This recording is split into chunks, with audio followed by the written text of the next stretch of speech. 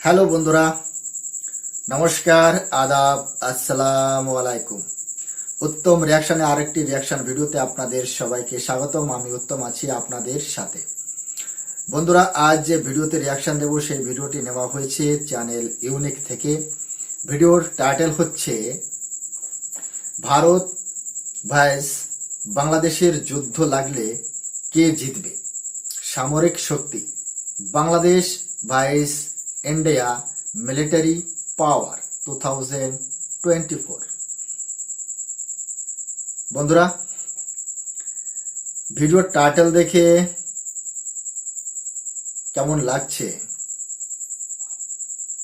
সেটা ভাষায় প্রকাশ করতে পারছি না। একটা অরুচিকর ভিডিও। আদেও এই ভিডিওটা হয় কিনা আমার সন্দেহ আছে।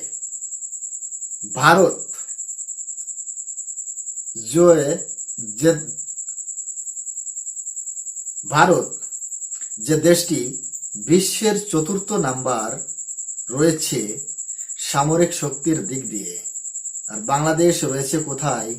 ৩৬-৩৭ নাম্বারে।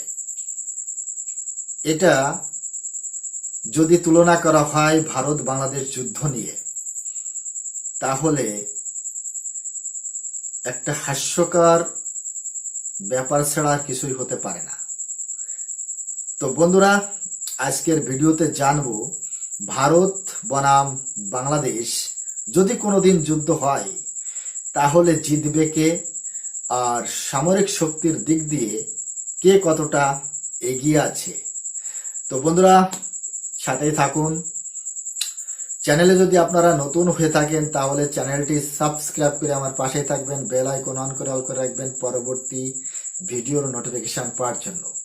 অলরেডি যেসব বন্ধুরা চ্যানেলটি সাবস্ক্রাইব করে আমার ইউটিউব পরিবারের সদস্য হয়েছেন তাদের প্রতি রইল অসংখ্য ধন্যবাদ। ভিডিওটি যদি ভালো লাগে একটা লাইক করবেন, শেয়ার করে আপনার বন্ধুদের দেখার সুযোগ করে দিতে পারেন। কমেন্ট সেকশন লিখে অবশ্যই জানাতে পারেন আপনারা কোন ধরনের ভিডিওতে রিয়াকশন চান। আমি চেষ্টা করব সেই সব ভিডিওতে রিয়াকশন দেওয়ার। তাহলে চলুন বন্ধুরা, সময় নষ্ট না করে প্রথমে ভিডিওটা দেখি। ভিডিও শেষে অবভিয়াসলি আমার রিয়াকশন থাকবে।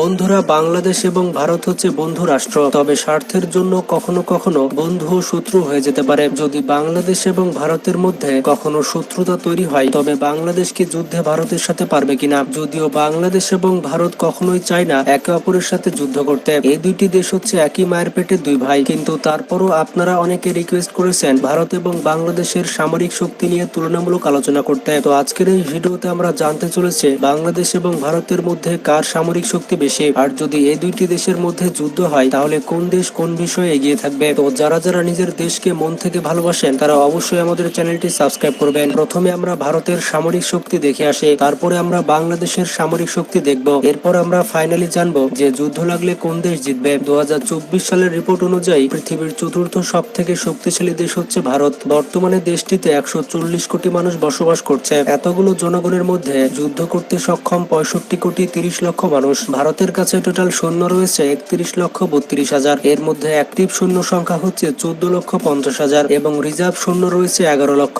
ইন্ডিয়ার কাছে প্যারামিলিটারি রয়েছে 25,27,000 এবং বর্তমানে ইন্ডিয়ার সামরিক বাজেট হচ্ছে $54 বিলিয়ন।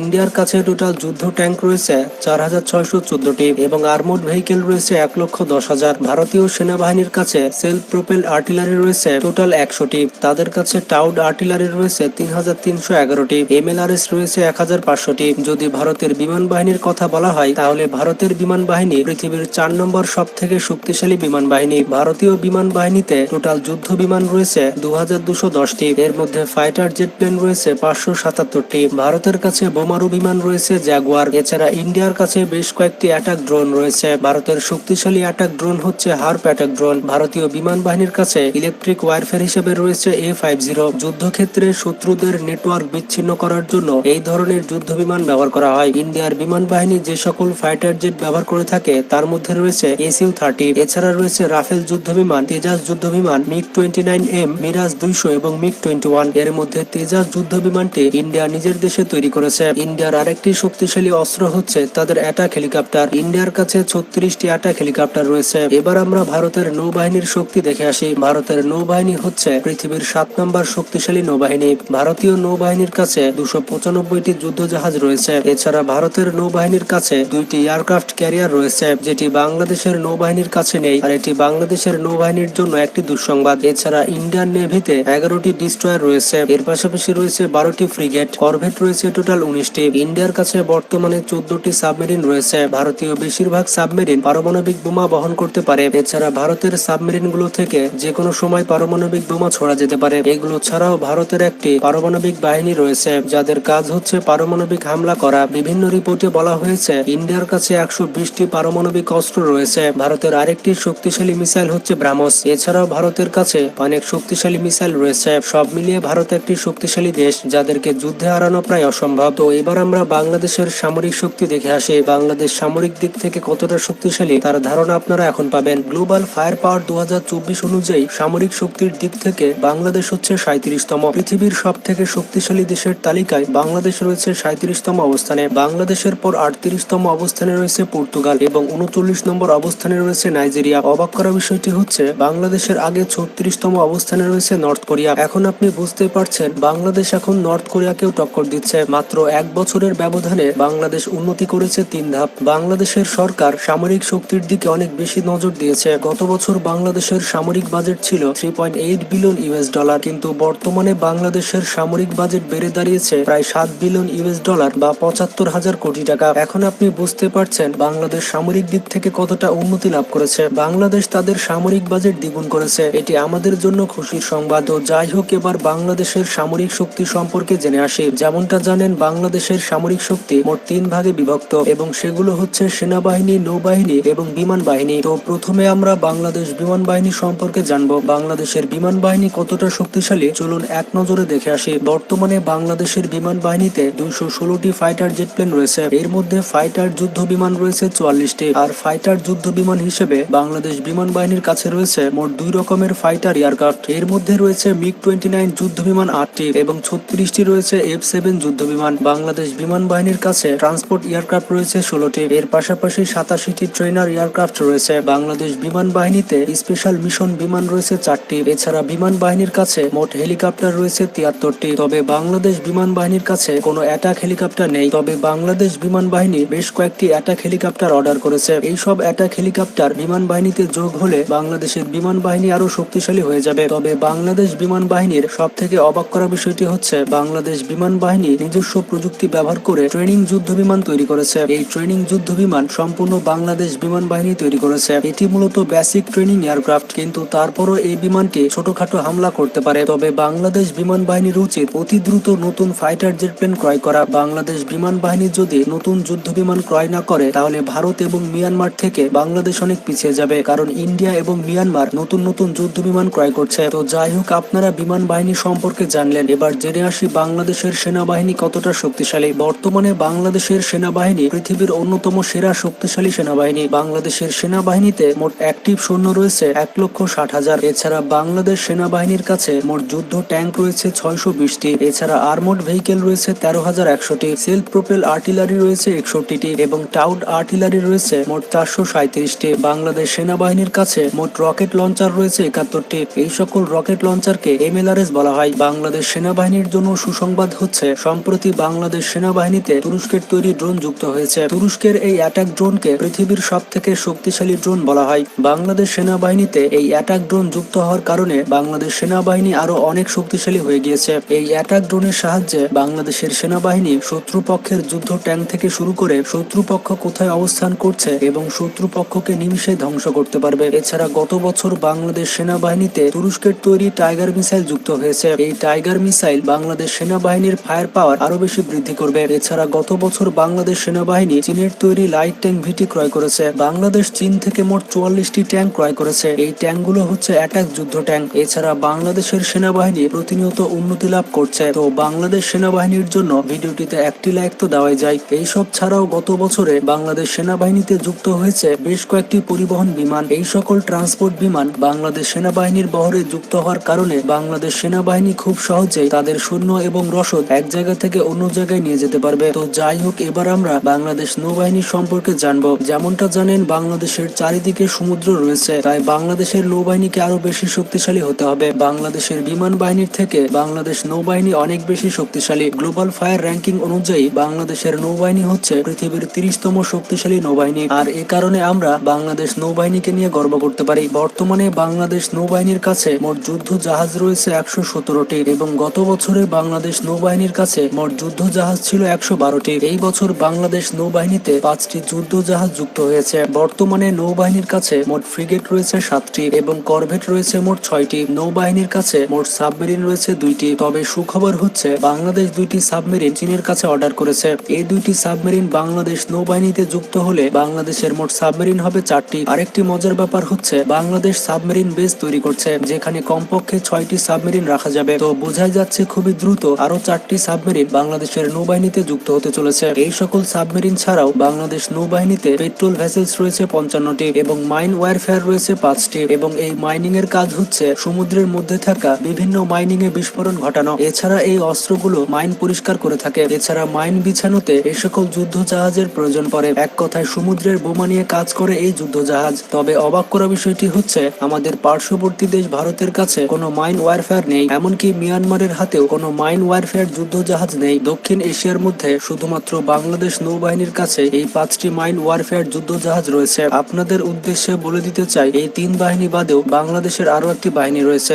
বাংলাদেশের কাছে 68 লক্ষ প্যারামিলিটারি বাহিনী রয়েছে এবং বাংলাদেশের প্যারামিলিটারি পৃথিবীর সব থেকে বড় বাহিনী। বাংলাদেশের প্যারামিলিটারির সদস্যরা যে কোনো ধরনের অস্ত্র চালাতে পারে। বাংলাদেশের এই প্যারামিলিটারিকে ভারত এবং মিয়ানমার ভয় পায়, কারণ এরা যে কোনো মুহূর্তে যুদ্ধে ঝাঁপিয়ে পড়তে পারে। যেমনটা জানেন, বাংলাদেশ সেনাবাহিনী, বাংলাদেশ নৌবাহিনী এবং বিমান বাহিনী ছাড়াও বাংলাদেশের বেশ কয়েকটি বাহিনী রয়েছে। এর মধ্যে উল্লেখযোগ্য বাহিনী হচ্ছে বাংলাদেশ বর্ডার গার্ড বাহিনী, যাদের কাজ হচ্ছে বাংলাদেশের বর্ডারের সুরক্ষা নিশ্চিত করা। বিজিবির সদস্য সংখ্যা কিন্তু কম নয়, প্রায় 1 লক্ষ সদস্য রয়েছে বিজিবিতে। বাংলাদেশের সাথে যদি কোনো দেশের যুদ্ধ লাগে তাহলে বিজিবি গুরুত্বপূর্ণ ভূমিকা পালন করতে পারবে। তাছাড়া বাংলাদেশের আরো একটি শক্তিশালী বাহিনী হচ্ছে বাংলাদেশ পুলিশ। বাংলাদেশ পুলিশের সদস্য দিন দিন বেড়েই চলেছে। বর্তমানে বাংলাদেশের হাতে কয়েক লক্ষ পুলিশ ফোর্স রয়েছে। এই পুলিশ বাহিনীগুলো মোটামুটি অস্ত্র চালাতে সক্ষম। তাছাড়া বাংলাদেশের হাতে রয়েছে সোয়াট স্পেশাল ফোর্স, এর পাশাপাশি রয়েছে র্যাপিড অ্যাকশন ব্যাটালিয়ন এবং বাংলাদেশের র্যাব কিন্তু অত্যন্ত ভয়ঙ্কর। বাংলাদেশের আরো একটি ভয়ঙ্কর বাহিনী হচ্ছে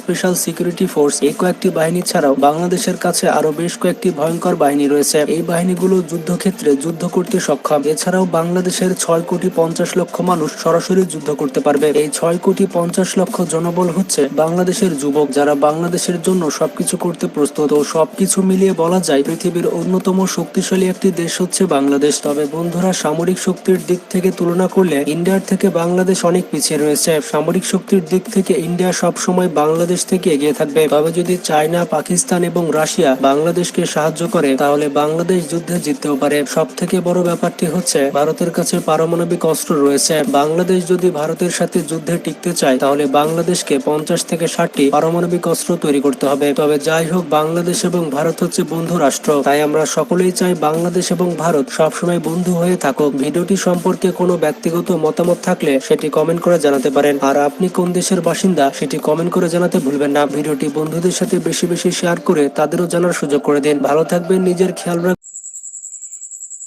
বন্ধুরা, ভারত আর বাংলাদেশের মধ্যে যে যুদ্ধ হবে সেটা ভাবা কতটা বেমানি। একটা কথা ইনি বলেছেন, সেটা একদমই আমার খুব মন ছুঁয়ে গেছে। ভারত আর বাংলাদেশ এক মায়ের দুটি সন্তান। বুঝতে পারছেন? ভারত কখনোই বাংলাদেশের খারাপ চায় না। যুদ্ধ তো দূরের কথা, ভারত সবসময় বাংলাদেশের ভালো চায়, কিন্তু বাংলাদেশের এক শ্রেণী পাবলিক আছে যারা বর্তমান সময় পাকিস্তানের সুরে সুর মিলিয়ে ভারতকে শত্রু ভাবা শুরু করেছে। ঠিক আছে, দুটি দেশ আগামী দিনে কি হবে না হবে সেটা আছে ভবিষ্যৎ বলবে, সময় বলবে। কখনো কখনো সময় পাল্টায়, বন্ধু থেকে শত্রুতে পরিণত হয়। তবে বাংলাদেশে যে বিএনপি আর জামায়াত, এদের লেসপেন্সার যেসব দেশ পার্টি রয়েছে, তারা ভারতের শত্রু, তারা ভারতকে শত্রু মনে করে, এটা আমরা সবাই জানি। আমি কোনো যুদ্ধকে কাম্য করি না। যুদ্ধ দেশকে আগে বাড়াতে বাধা দেয়, যুদ্ধ একটি দেশকে ধ্বংস করে ফেলে। যুদ্ধ হলে ভারতেরও ক্ষতি, বাংলাদেশেরও ক্ষতি। তবে বাংলাদেশ যদি কোনোদিন ভারতের সাথে যুদ্ধে জড়ায়, তাহলে মানচিত্রে বাংলাদেশকে খুঁজে পাওয়া যাবে কিনা সেটা নিয়ে প্রশ্ন থেকে যায়। এই নিয়ে একটা কথা বলেছেন, যদি আমেরিকা, চায়না, রাশিয়া, পাকিস্তান এরা যদি বাংলাদেশকে সাপোর্ট করে তাহলে যুদ্ধ জিততেও পারে। প্রথমত, রাশিয়া কোনোদিনই বাংলাদেশের পাশে দাঁড়াবে না। চায়না কোনোদিনই বাংলাদেশের হয়ে ভারতের সাথে যুদ্ধে লিপ্ত হবে না। আর হলে চায়নার কপালে দুর্ভোগ আছে। চায়না যে সব জায়গায় ইনভলভ হয়ে আছে, চায়নার শত্রুতা 22টি দেশের সাথে, ভারতের শত্রুতা পাকিস্তানের সাথে, চায়নার সাথে, বাংলাদেশের সাথে তো কোনো প্রশ্নই হয় না। তারপরেও সামরিক দিক দিয়ে দুটি দেশের মধ্যে কতটা অন্তর রয়েছে সেটা আপনারা বুঝতে পেরেছেন।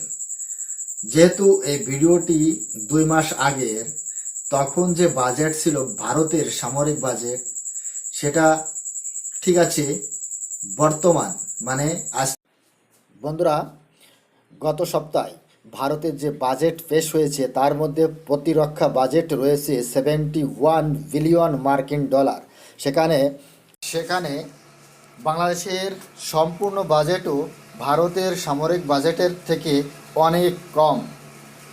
সব থেকে বড় কথা, বাংলাদেশ আর ভারতের মধ্যে যদি যুদ্ধ হয়, তাহলে বাংলাদেশের মানুষের হৃদয়ে যতটা ব্যথা লাগবে ততটা ব্যথা ভারতের মানুষের মনেও লাগবে।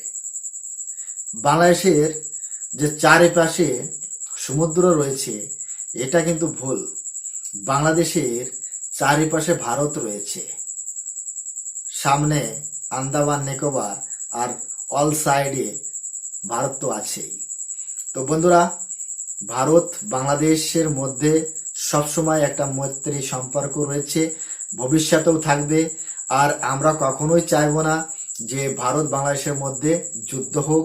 আর যদি কোনোদিন এরকম পরিস্থিতি হয়, তখন দুই দেশের সরকার প্রধান যারা আছে তারা রাজনৈতিক আর কূটনৈতিকভাবে এক টেবিলে বসে আলোচনার মাধ্যমে এই যুদ্ধ থেকে তারা বেরিয়ে আসবে।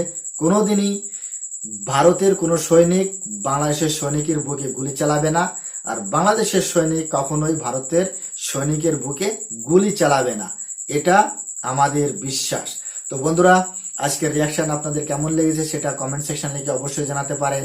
চ্যানেলে নতুন হলে চ্যানেলটি সাবস্ক্রাইব করে আমার পাশে থাকবেন, বেল আইকন অন করে অল করে রাখবেন পরবর্তী ভিডিও নোটিফিকেশন পাওয়ার জন্য। অলরেডি যেসব বন্ধুরা চ্যানেলটি সাবস্ক্রাইব করে আমার ইউটিউব পরিবারের সদস্য হয়েছেন তাদের প্রতি রইল অসংখ্য ধন্যবাদ। ভিডিওটি ভালো লাগলে এটা লাইক করবেন, শেয়ার করে আপনার বন্ধুদের দেখার সুযোগ করে দিতে পারেন। সবাই ভালো থাকুন, সুস্থ থাকুন। দেখা হচ্ছে নেক্সট রিয়াকশন ভিডিওতে। ততক্ষণ সবাইকে নমস্কার। जय हिंद।